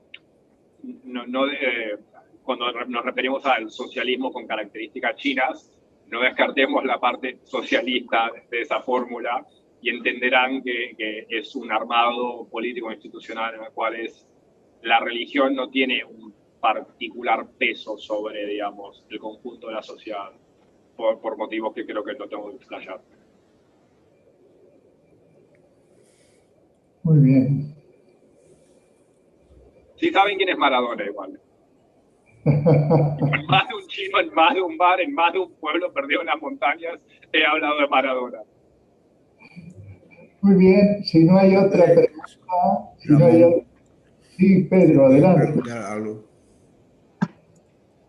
Pedro de Paraguay, adelante. Sí, bueno, agradeciendo a Francisco por su magnífica información, preguntarle un poco el tema de Paraguay, por ejemplo, no tiene relaciones con China, pero sí con Taiwán. Y eso creo que dificulta mucho algunos negocios, incluso que Paraguay iba ya a comprar la vacuna de China, después se dio cuenta China, supongo yo, y clausuraron ese negocio. De manera que si puede explicarnos un poco también ese tema, Francisco. Bueno, el origen de eso tiene que ver bastante con lo que era la diplomacia paraguaya bajo la época de Stroessner, en la cual Paraguay, digamos, era una especie de bastión anticomunista muy firme en Sudamérica.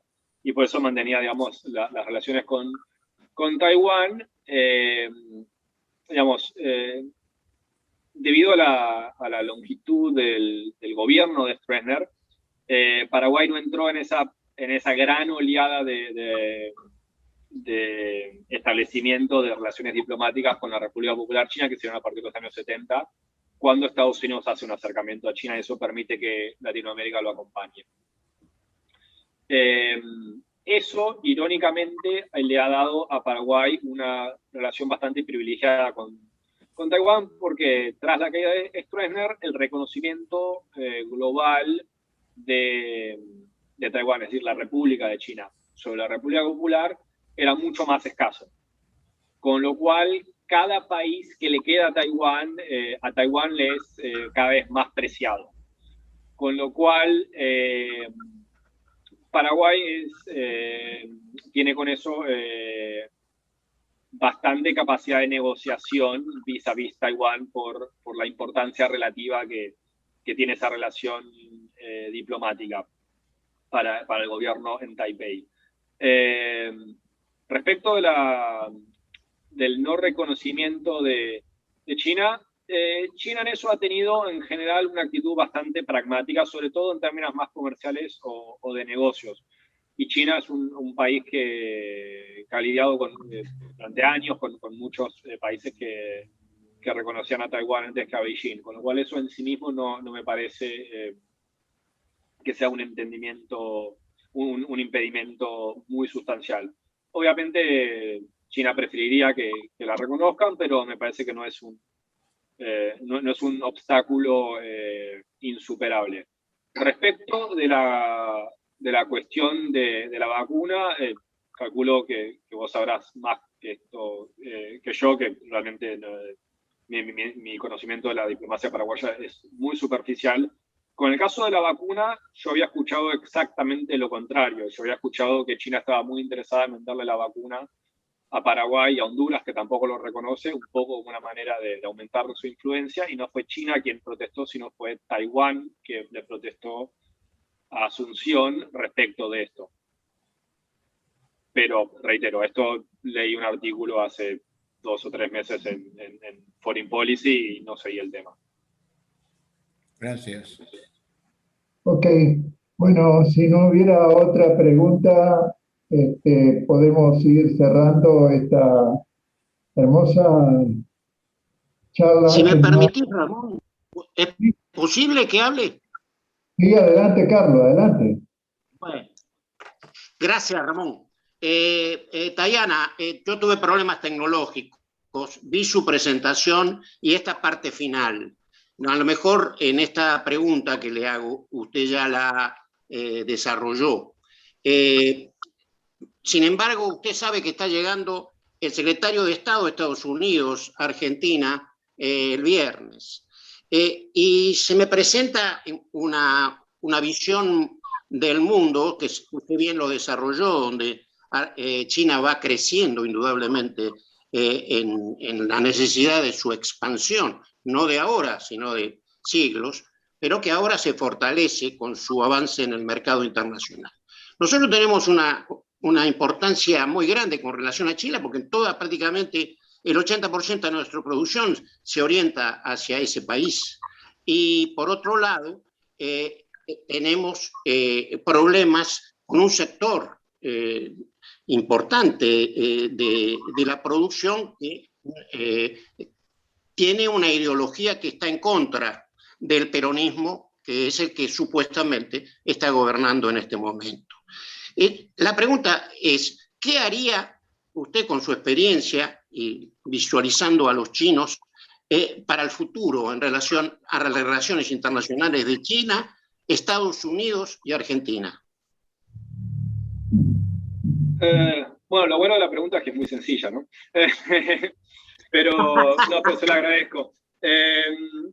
No, fundamentalmente, a ver, China, Estados Unidos, la Unión Europea, a ver, yo en esto, los que nos dedicamos a China, digamos, me parece que siempre tenemos que ahí buscar un punto medio entre los que, digamos, los fervientemente anticomunistas o los fervientemente antichinos que se expresan en algunos medios que vemos, particularmente Infobae, entre otros, pero que tiene una postura muy alarmista de China, esta especie de amenaza roja o amarilla, dependiendo de los tonos, y si son más ideológicos o racistas que le quieran poner, de que China viene por todo y va a devorar el mundo. Y después, otra visión que me parece, digamos, demasiado optimista o un tanto ingenua, que es China va a resolver todos nuestros problemas. A ver, China es un Estado nacional, es un país con sus intereses y sus políticas y sus objetivos, no es una fundación de beneficencia.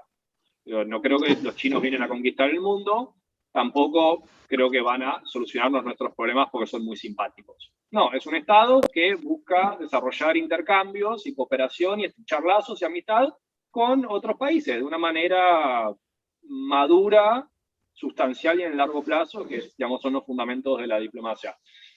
En ese sentido, ¿qué hacer entre China, Estados Unidos, Europa? Me parece que eso es parte de una conversación más compleja que nos debemos como sociedad, que es qué clase de inserción queremos en el mundo. Y para entender qué clase de inserción queremos en el mundo, primero tenemos que resolver una discusión muy compleja, que creo que de una manera u otra la hemos estado teniendo desde 1930, así que va a ser casi un siglo, que es qué clase de país queremos.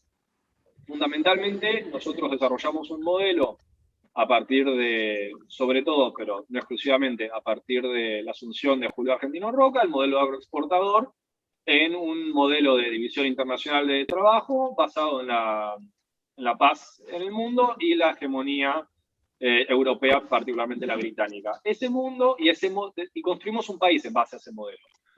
Ese país tuvo sus méritos y defectos, sus aciertos y sus errores, sus limitaciones, sus crímenes y sus logros. Pero fundamentalmente es un país construido alrededor de un mundo que se acabó. Ese mundo se acabó entre 2 guerras mundiales y una gran depresión. Ponele el corte que quieras, pero más o menos en ese periodo se terminó. Y eso dio inicio a una larga conversación, podríamos llamarlo, dentro de la sociedad argentina y dentro del sistema político argentino, que qué respuesta le damos a eso. Lastimosamente, reitero, vamos casi un siglo siendo esa misma conversación que nos ha costado mucho tiempo, nos ha costado mucha sangre y nos ha costado, lastimosamente, muchas oportunidades perdidas. Y en parte, cuando escuchamos ciertas voces lamentarse, digamos, del retraso relativo de nuestro país, las posiciones que hemos perdido en el mundo, los problemas estructurales, nuestras crisis recurrentes, el aumento en nuestros niveles de pobreza y otros indicadores poco optimistas, fundamentalmente creo que el origen de eso tiene que ver en eso. Argentina fue incapaz de reinventarse de una manera sustancial en el tiempo cuando ese primer modelo entró en crisis. Lo que tuvimos en lugar de eso fue marchas y contramarchas entre distintos modelos con cambios políticos, de sistemas de políticos y modelos económicos muy abruptos, lo cual nos llevó a una inestabilidad político-económica muy sustancial que impidió cualquier caso de desarrollo nacional en el largo plazo. Me parece que esa es la situación que nos ha llevado hasta la fecha. A pesar, digamos, de esta descripción un tanto lúgubre que he hecho y la situación, digamos, subóptima en la que se encuentra nuestro país actualmente, digamos, entre nuestras crisis económicas, el nivel de deuda, el coronavirus y los distintos males que estamos todos bastante al tanto, yo tengo motivos por los cuales soy bastante optimista respecto de lo que queda de este siglo. Por algunas razones, que brevemente son, vamos a vivir en un mundo multipolar, lo cual a nosotros nos va a permitir, digamos, una mucha mayor flexibilidad y margen de maniobra en el escenario internacional, que creo que nos va a dar oportunidades si lo sabemos aprovechar. Digamos, creo que tenemos que mantener nuestras convicciones diplomáticas tradicionales, que creo que son bastante sustanciales, el respeto por la soberanía, por el derecho internacional, no injerencia en asuntos internos de otros estados, una política exterior pacífica de relacionamiento con todos los países del mundo. Por otro lado, van a ser tiempos de grandes turbulencias y de grandes cambios y de gran estabilidad y probablemente época de revoluciones de distinto tipo a lo largo del mundo.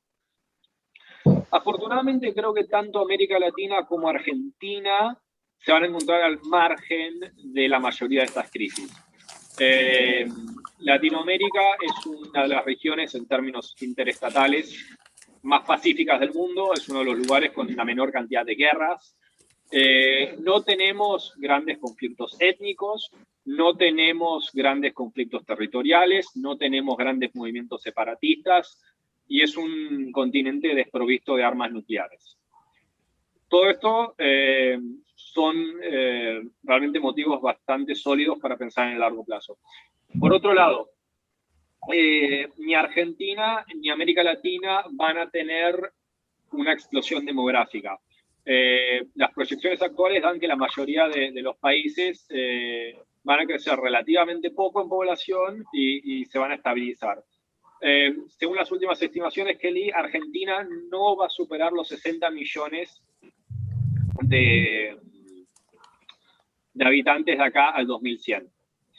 Esto en un mundo en el cual factores tales como la automatización, la inteligencia artificial van a hacer que partes muy sustanciales de las poblaciones pasen a ser no solo desempleados, sino que inempleables. Van a haber cada vez más gente que pierdan su trabajo de manera definitiva y no va a tener sentido económico reconvertirlos. Esto va a ser particularmente problemático en partes del mundo que sí van a tener grandes crecimientos demográficos. La India es un país de 1.200 millones de personas, a las cuales se le van a sumar otros 300 o 400 millones. Se estima que África, con 1.000 millones de personas, va a duplicar o hasta cuadruplicar su población de acá al 2100. Y esa explosión demográfica no va a ser sustentable en el continente y eso necesariamente se va a decantar sobre Europa, que va probablemente terminar absorbiendo cada vez más refugiados, inmigrantes y refugiados climáticos, todos factores que se van a acrecentar en el tiempo. Dicho esto, Argentina es un país que, digamos, en resumidas cuentas, se proyecta que va a crecer un 30% de su población de acá a que yo me muera probablemente en algún momento del tardío siglo XXI. Por otro lado, Argentina en los últimos 60 años, o sea, de 1961 hasta ahora, creció en promedio más o menos el 2% anual, que es un desastre. En términos generales, digamos, para un país en vías de desarrollo, es realmente un desempeño muy malo. Lo cual tiene sentido, pues esto incluye Onganía, el stop and go, la crisis del petróleo, las hiperinflaciones, las dictaduras, el 2001, el macrismo, el coronavirus. Todo eso llegó a un desempeño del 2%, lo cual es muy malo. Ahora, ¿qué pasa? En el mientras tanto también duplicamos el tamaño de nuestra población. Si nosotros mantuviésemos ese crecimiento los siguientes 70 años, y reitero, este crecimiento económico es muy malo, esto es muy bajo, esto es un escenario pésimo, pésimo. Si nosotros mantenemos el 2% de crecimiento anual, en los próximos 70 años cuadruplicamos el tamaño de nuestro Producto Bruto. lo cual significa que en términos per cápita, un crecimiento de solamente el 30% de nuestra población, tenemos el potencial de muy fácilmente más que triplicar la prosperidad general de nuestra sociedad. Es decir, que podríamos pasar a tener, aún con un desempeño realmente muy malo, un PBI per cápita comparable a lo que actualmente tiene España. Si lográsemos tener, en cambio, un crecimiento del 3 o el 4% anual en las siguientes décadas, realmente ahí las posibilidades de crecimiento económico de Argentina son sustanciales. Todo esto además en un continente en el cual reitero, a ver, qué sé yo, siempre puede haber una guerra civil en Brasil y que explote y que nos inunden un par de millones de refugiados, pero de todas maneras, aún eso, digamos, serían niveles de inmigración que serían fáciles de absorber en nuestra sociedad y en nuestras dimensiones. Y a lo largo de Latinoamérica nadie está triplicando, cuadruplicando su población. Todo el mundo está creciendo en porcentajes bastante pequeños. Uruguay ni siquiera va a crecer, probablemente se mantengan 2-3 millones el resto del siglo. Chile no va a llegar a los 20 millones. Brasil no va a llegar a los 250, o sea, que eran 230, son estas estimaciones.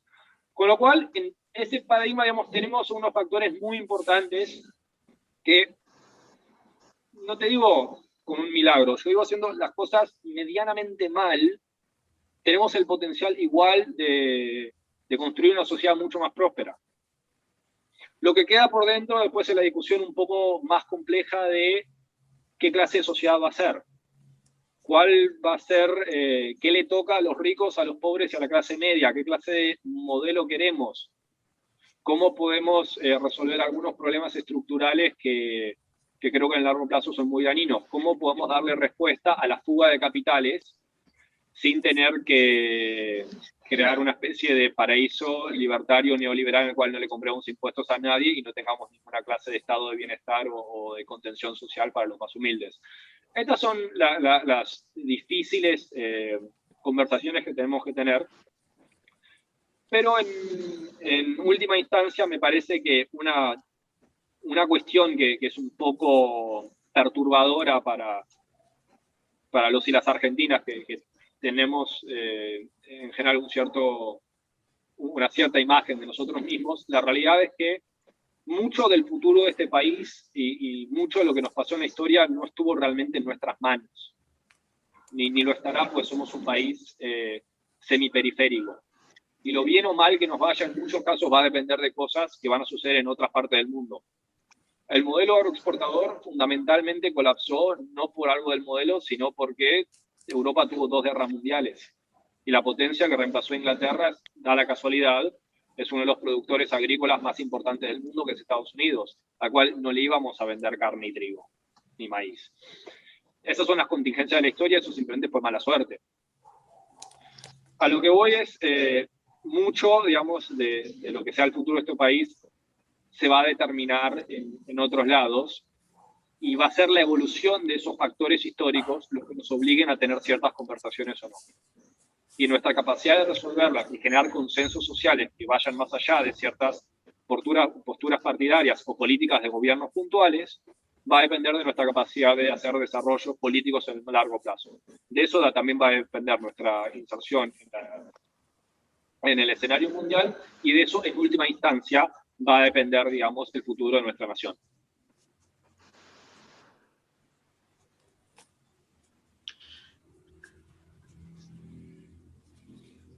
Está muy bien. De acuerdo, Francisco. Es muy interesante tu análisis. Me queda en carpeta todavía el tema de industria y campo. O sea, el país ideal, que es el proyecto, tiene que tener industria, tiene que tener trabajadores, porque el campo no nos da la demanda de trabajo. Y como me atrevo a hablar en estos términos porque Incasur viene del peronismo, viene de la CLAT, entonces creo que es indudable que en cualquier proyecto se discuta la necesidad de crear trabajo, porque es la base de la felicidad. No quiero repetir a Perón, pero es así, Francisco, ¿qué decís? A ver, yo estoy absolutamente de acuerdo y digo, yo tengo, o sea, soy fuertemente industrialista en muchos aspectos, digo, soy un peronista bueno, toda mi vida he sido peronista y digamos por ascendencia también y soy un estudioso y un admirador de China, con lo cual me parece que no revelo ningún secreto cuando, no sé, creo que a partir de ahí se deducen algunas de mis simpatías político-ideológicas y algunas de mis concepciones económicas. El problema de eso son las incertidumbres del futuro. Yo no sé cuánto trabajo vaya a generar la industria en el 2040, cuando la mayoría de las cosas sean automáticas. O sea, no sé si va a generar más trabajo que el campo. O sea, no sé cuál va a ser el futuro del trabajo. No sé qué podemos hacer como reemplazo. Está la idea de un salario universal, pero el trabajo no solo, digamos, le da dinero a la gente, también es un ordenador y un disciplinador social.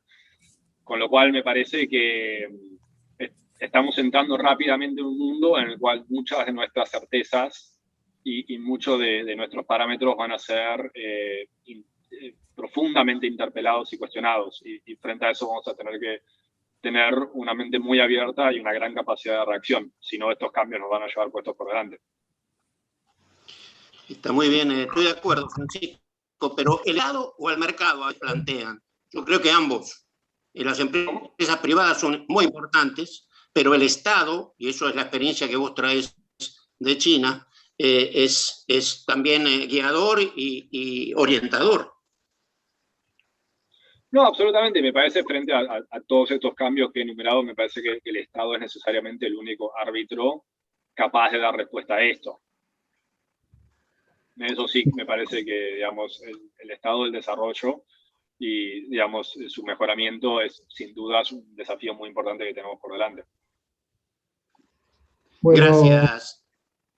Yo creo que en esta última parte de la charla nos ha dado tema como para varias conferencias o varias charlas más que tendremos que organizar hacia el futuro. Creo que en eso estamos, creo que el aporte recibido hoy de tu parte ha sido muy importante, sustancial, diríamos, para nuestros conocimientos, para nuestra tarea. Me queda solo agradecerte, decirte que te vamos a invitar nuevamente en cualquier momento para profundizar algunos de los temas que hoy hemos tenido y otros nuevos que van a aparecer. Así que muchísimas gracias, Francisco, muchísimas gracias al equipo y a los compañeros y compañeras que han estado hoy con nosotros. Estaremos en contacto contigo para la próxima. Gracias. No, por favor, muchas gracias a ustedes. Hasta luego. Gracias a todos. Chao, Francisco, gracias.